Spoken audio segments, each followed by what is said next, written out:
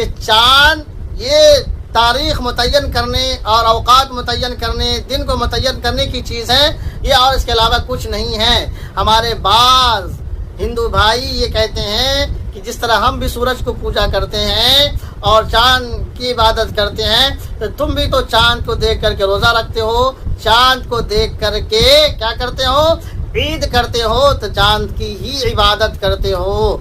तो मालूम होना चाहिए हम और आप चाँद देखते हैं इसलिए ताकि तारीख़ मुतय्यन कर सके, दिन मुतय्यन कर सके, और कुछ नहीं। हम तो इबादत एक अल्लाह की करते हैं।